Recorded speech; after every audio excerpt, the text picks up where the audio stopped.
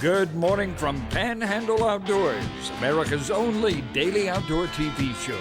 Your source for fishing, hunting, and information for folks who enjoy the great outdoors. Now sit back, relax. It's Panhandle Outdoors. Good morning, folks. Welcome to Panhandle Outdoors. I'm Winston Chester. Glad you're here this morning to watch Panhandle Outdoors, coming to you from Fox 28 Studios here on 23rd Street in Panama City. Our weather today brought to us by Drew Pollard's company, Gulf Coast Air Conditioning, up there in Southport. Everybody's getting ready for Thanksgiving. We're excited about it, so we're going to really show you some really cool stuff coming up next couple of days. Our weather is going to be a high of 62, low of 39 here on the coast. So you know what that means for all our friends up there around Shipley and Bonifay, Vernon, even Vernon. It's going to be cold all over the place. So anyway, the water temperature now in the pier is 68.9, right at 60. So it had dropped a degree over the last couple of days. Our river read is brought to us by Mountain Dew. On the outdoors with Mountain Dew. We're looking at the Apalachicola at Bluntstown. It's reading a 5.5, and the Choctawhatchee at Carabelle of 4.3. And it's really, both rivers are in great shape for Thanksgiving weekend. I know a lot of folks that did not do the big squirrel hunting 2 weeks ago, they will be doing it during Thanksgiving. Actually, when I was growing up, that's when we did our squirrel hunting, was actually the Friday after Thanksgiving. We hit those swamps in Liberty County around the Old Clockton River and Telogia. But squirrel hunting was big time right there, and it was a lot of fun. So I know a lot of y'all will be in the river swamps this weekend one day doing some squirrel hunting. So good luck to y'all. Be careful. Tide chart brought to us by Kent Forest Lawn. We're looking at a low tide this morning, 9:44, and a high tide at 11:08. And we're in good shape for our tides the next couple of days. Really good, strong tides. It's going to be a nice Thanksgiving week. I'm really excited about it. I know you are too. Marine forecast, east-northeast at around 7. All right, let's take our first break. I'll be right back with some great pictures.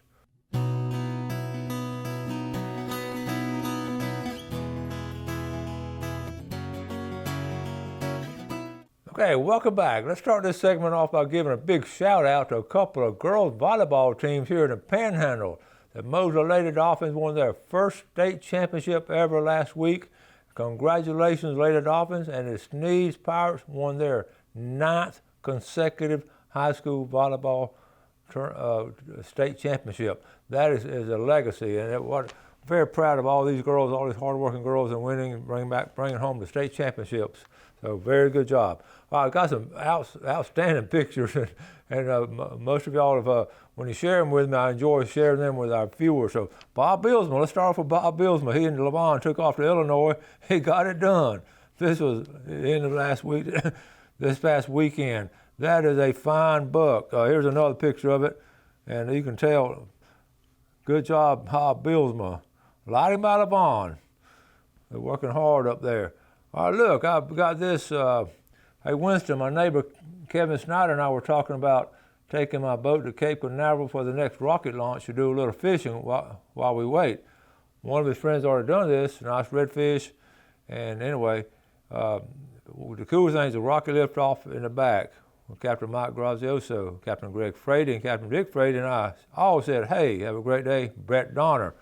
Check it out. Look at that. Look at the rocket launch in the background. Now that is doggone cool. That's really good fishing right there, but you don't usually get a rocket in the background. Thanks for sharing that with us. My buddy Charles Garner, at the suggestion of a good friend, I set a goal of catching 500 bass this year. This is number 602. 600 wasn't as big, so we didn't take a picture. Almost all were released. Good job, Charles Garner. Reginald from Bonifay, okay. Hey, Winston, day before opening the hunting season, a decent catch of shell crackers below Cedar Log Landing at the Choctawhatchee River. No catfish, no brim, no dinks, just all good shell crackers. Good job, J.B. Hillard, Bent Rod Fishing Club. Fishing College, I like your shirt there. This is interesting. Morgan sent this to the hunting. I may have mentioned this last week. I want to say it again. I see a lot of people shooting coyotes and just leaving them to lay. I tan hides, and I would happily take coyotes, foxes, bobcats, and bigger raccoons. I don't make any money off of the pelts. I just hate seeing them go to waste. There's my name and number, Morgan Harlan in 691-2872. I want to welcome Panhandle Sand and Gravel coming on as a new advertiser up there in Bluntstown. We'll have a lot more of them coming back later next week. We're happy to have them. Stacy McDougal sent this to us about Lake Victor in the Funac Springs. Let people know they're drawing down Lake Victor for repairs until March of next year. There were 2 boats from Panama City and other places already. They didn't know about it. So he sent some pictures. They're already drawing it down to see the exposed stumps. Lake Victor holds some big fish. I don't know, a lot of folks enjoy fishing that area. Here's another angle right there. Good time to do dock repair and all. And hopefully I always think about exciting things happening like that. So here's, okay, I'm gonna show, okay, we're gonna talk about him. We got some really great pictures coming up. Colby Sims, that's Colby Sims right there with his big buck. Colby had a great weekend. He got this buck on Friday afternoon, and then the duck hunted on the weekend, and I'm gonna show you some really good, some ducks he got. Now, one thing, we were talking about at St. Vincent last week of one of my former students, Michael McLean, just had a wonderful time at St. Vincent, and it's important to me because when he was a student, he and I talked about going to St. Vincent. I told him some of my experiences over there, and sort of he fell in love with it without even going. So he started going, and I'm just so tickled. But anyway, basically, he just sent this report, and I want to read the whole thing to you. I didn't have the best of luck, Coach. I saw a few whitetails, snakes, and raccoons. It was an amazing experience, nonetheless. The beauty of this island is unmatched. Made a few friends around the campsite from all over the country that share the same passion for the outdoors. I also chatted with the biologists out here, and they seem like good people as well. Thankfully, I was reissued a permit and retained the preference points. Definitely an amazing experience. He did send some pictures, and I'm going to show them with you. This is the beauty of St. Vincent Island. I showed one picture last week. This is when he was wrapping things up. Untouched, I'd say that. Here's a marsh area. This is an area where a lot of the sandbar deer hang around. It's just cool, all natural, and it's easy to fall in love with that place. Even though they took a beating from the hurricane, look at it. It's still beautiful. And this is on the look at the sunset. Isn't that cool? And then you never go to St. Vincent without seeing these. I've never been in a place that held this many rattlesnakes. It is just completely dominated with, I mean, all over. Every trip I ever took, we saw huge snakes. I never went to St. Vincent without seeing huge snakes. And then here he is in a stand, and it looked like it's in a good area. Don't that look like a good area that a sandbar deer would come across? I tried to get the harvest report and see how well they did. And one more, he did take advantage of doing some fishing, and you can tell, I don't know if he caught it in fishing or all, but that's good. Thank you, Michael McLean, for sharing that experience on the sandbar hunt this past weekend at St. Vincent Island. Let's take a quick break, and we'll be right back.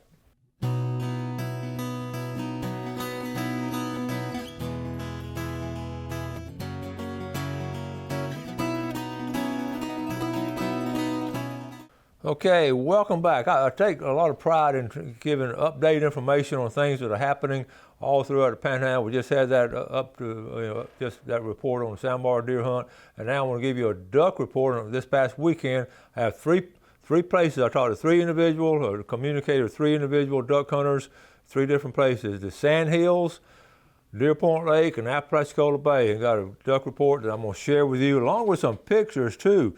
And I was talking about Colby Sims on Friday afternoon. He got that big buck, and then look what he did Saturday, and then look what he did on Sunday. So he did some really good hunts. I'm gonna read you basically what he said. They limited out on wood ducks. I talked to him. I had a good conversation with him on the phone, and they're up in the Sand Hills, duck hunting out of a kayak, and it was really good. 18 wood ducks. They all got a limit. Had a group of them up there. They're all in kayaks. He said these were migratory wood ducks. When they clean them, they didn't have any acorns in them. So you can tell the difference between local birds and migratory. He said like 1,000 wood ducks that most he's ever seen. So great hunting on wood ducks. They got a few ringnecks Saturday and Sunday. It was all, they all had decoys, but a lot of ringnecks and a lot of wood ducks. It was an excellent weekend up in the Sand Hills. Up here in Bayou George, got a report from Donnie. They got up at 2 a.m. to go to their spot, because that's what happens now with people, a lot of people duck hunting. They got up 2 a.m. There's somebody close to their spot, but he said they limited out and had a good shoot. They all got the limit. And then, then down Apalachicola Bay, here's Elizabeth Wingrove. I show her a lot. She's with her boyfriend Clay Murphy, and opening morning I shot my first pintail. Okay, good job. That's Apalachicola Bay. Good shooting right there.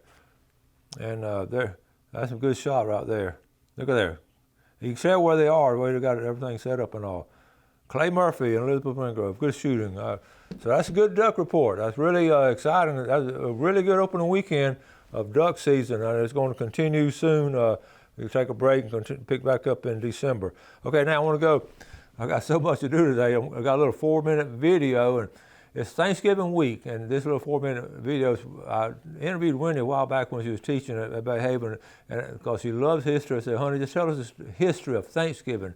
And this day and age, so many people, and I sort of, it bothers me a little bit because everybody starts putting up Christmas trees a week and 2 weeks and Christmas decorations all way before Thanksgiving. And I guess I'm old school. Thanksgiving has always been so important to our family and friends, where we all think about Thanksgiving and getting around their table celebrating and talking about what we all thankful for, and we in a Thanksgiving state of mind. After Thanksgiving, then we all together, then we always put up the Christmas tree. And now I think people are really missing the boat, and I really do. We're trying to get the cart before the horse. So I just feel very strong about Thanksgiving and doing Christmas after Thanksgiving. I know it's trendy now to go ahead and put your Christmas tree up. And if you did it, that's okay. That's your personal choice. But I'm myself old school, but we just love you to put a Christmas tree up. We've got a lot of folks around the house to help us. So anyway, with that being said, the history of Thanksgiving is unique to America, and it really is something to be very thankful for. So I went on the show a while back, and she actually gave us a history of it, and it's cool. And I think we're sort of being pushed back in the corner now. It's all about the marketing and trying to get more people in the stores, and I hate that. I wish we just slow down and enjoy Thanksgiving. So anyway, we're gonna run this video, Wendy, and then we'll come back, got some more good stuff for you. So Jeff, let's roll this video. And today we're going to have a show on of course, Thanksgiving, and a lot of people be talking about what they're thankful for, but I brought my favorite daughter onto the show this morning, and my only daughter, which I love very much, and she's going to tell us a little bit about the history of Thanksgiving. She has a love and passion for history. So, good morning, honey. Good morning. All right, listen, we just know the basic story of Thanksgiving, and with you being an American history teacher, can you tell us a little more detail about really what happened on the original Thanksgiving we had here in America? I can. Well, everybody knows our first colony was settled in Jamestown, Virginia in 1607, but our second colony were the Pilgrims that came over in 1620, and they were actually headed to Virginia also. They just got a little off track and settled north up in Massachusetts around Cape Cod, and they had a hard time at the beginning. They landed in the winter, and it was a harsh winter that year of 1620, and 104 Pilgrims came over, and they anchored in Cape Cod Bay, that area. And while the men would go ashore and start building and scouting and checking out the area, the women typically would stay on the boat. But it was such a harsh winter that by the time the spring broke in 1621, half of them had perished. They got scurvy. They were undernourished. They suffered from malnutrition. So it was a tough start for them. All right, so when they went on through that summer, they had the Thanksgiving the next year, or was that? Right, that spring of 1621, they're starting to build some houses and trying to set up their little town. Mm-hmm. And a Native American walks into the area, and they're shocked because the first encounter they had was not good. Mm-hmm. So his name was Samoset, and he greeted them in English, and they were shocked that he could speak the English word welcome. How did he know that? He actually knew another Indian named Squanto, and he went and got Squanto and brought him back. And Squanto was actually kidnapped years before and sent back to England on a slave ship, and that's where he learned English. Okay. And so 6 years later, he came back on a merchant ship back to America. So Squanto and Samoset befriended the Pilgrims, at Plymouth Plantation, and that spring they taught them how to plant corn and how to fertilize the corn seed with fish, and really helped them, pumpkins, other vegetables, and everybody would agree that the Pilgrims would not have made it without their help. There was also an Indian chief of the Wampanoag tribe named Massasoit, and William Bradford was the governor of the Pilgrim Plantation, or Plymouth Plantation, and Massasoit and William Bradford became friendly. I wouldn't say they were really good friends, but they became very friendly. And so they planted in the spring. They started harvesting in the fall of 1621. Okay. And that's when Massasoit brought 90 braves to Plymouth Plantation, and they started having a fall celebration, and it lasted 3 days. And the Pilgrims went out and shot fowl. They wrote about shooting fowl, and the natives brought 5 deer with them, which is really a huge honor. If the natives brought deer, they really respected you. They had shooting contests with their muskets and with bows and arrows, and that's the first Thanksgiving. I love Thanksgiving. It's just such an American holiday. Okay, Wendy, tell us when Thanksgiving officially became a national holiday. All right. Well, for 200 years, different states would celebrate, different presidents would announce to have a national day of Thanksgiving. But it wasn't until Abraham Lincoln, in the middle of the Civil War in 1863, announced a national holiday. It was going to be the last Thursday in November, and he was really trying to unite this country and heal the wounds and bind it together. But it was changed in the 1930s by Roosevelt, from the last Thursday in November to the third Thursday in November because of the Great Depression. He was trying to help the economy, and he scooted it up a week. Okay. All right. Well, that's some good information. Thanks. All right, we're going to be chowing down a little bit. Hope you have a great Thanksgiving, you and your family. We got some really good stuff coming back after this break right here.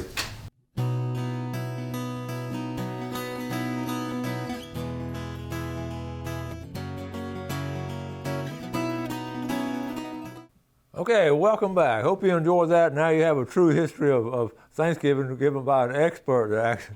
She knows, I promise you. She will correct us if we say something wrong about history. So anyway, that's just how we feel about it. And I would say just enjoy Thanksgiving. And we got another show tomorrow. Got some good stuff coming up. We're going to have some video on what people are thankful for. So be sure and tune in tomorrow. Also, of course, we'll be off Thursday and Friday. We'll have some good video of a quail hunting and a snapper trip. And then back next Monday, we'll have Steve Shea coming on. So all kind of cool things coming up. Fishing Game Time today brought to us by Blue Water Outriggers in Port St. Joe. 1:37 to 3:37 this morning, this afternoon after lunch, 2:02 to 4:02. And one thing also going on this past weekend, a lot of folks had the tractor out, including myself. But I've got a couple of pictures of this is Brian and that crew up there, Brian Revere and that crew up there, and Vernon on their lease, getting their food plots ready. A lot of people put in what we call late season food plots because really, it's, you sprinkle it out there, next rain it's going to pop up, and they got it in before that rain we had yesterday, so that was good timing. So, putting food plots in this time of year around Thanksgiving is, we used to not do that kind of stuff. Now it's very common to do it this way because really and truly, you're really hunting hard in late December and early January. So in a month's time, this is going to be all over. So most folks are supplementing there. So anyway, here's a couple of pictures of what Brian and his crew did. And I just to give you an idea, I won't go into details. But Kubota tractor, that's the same tractor I have right there. I love that tractor. And he's got his feeder down there, and he's got a long strips, and that's why they recommend see the long strips like that. And Brian Revere and his hunting party up there in their lease. And of course, they're spreading it out there. They're long and skinny. So this is not their first rodeo. So anyway, I got one. Anyway, we'll talk about that later. But anyway, enough on the food plot. So it's a good time of year to do it. So as we're getting into Thanksgiving, I often talk about this, all the things we're thankful for. It's just such a variety of things to try to narrow it down to, as your faith, as your family, and then always outdoors. So let me mention outdoors today. I'm so thankful to live here in the Florida Panhandle. And I know a lot of y'all are the same way, and I talk about it all the time. I know you probably get tired of me talking about it. But here today, what we've shown in the food plot, duck hunting, and bow hunting on St. Vincent Island, just in one show today. we'll give you up-to-minute reports. And I'm not bragging, but no other TV show or outdoor show is going to give you up-to-minute reports as to what's going on all the time, like we've been able to, thanks to you, not me, but thanks to you giving us all that feedback. So we're thankful for that. We're thankful for our viewing audience and how active y'all are in doing these things with us and all, and sharing them. And I can't hardly go anywhere Bill Allen talks about it. He can't hardly go anywhere without people talking about the show and what's going on, and then showing us the pictures.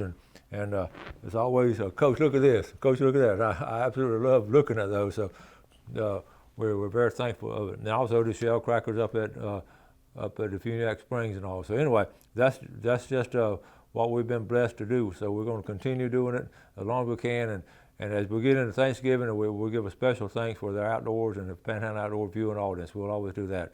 Tomorrow I'll talk about some other things that we're thankful for and share with you.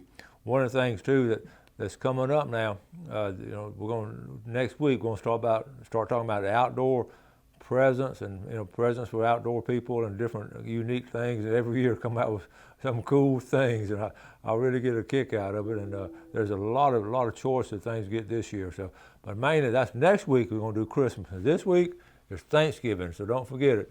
And I don't know about you, but I slack off of my eating like Tuesday and Wednesday before Thanksgiving, because I always, I just eat a lot of stuff on Thanksgiving Day. I always have, always will, as long as I'm able to. So I'll eat a lot of salads and bananas today and tomorrow. But anyway, got to wrap it up. Thank you all so much for watching our show. We appreciate the viewership. I'll start getting that turkey thawed out. Have a great day. Enjoy the outdoors, and God bless.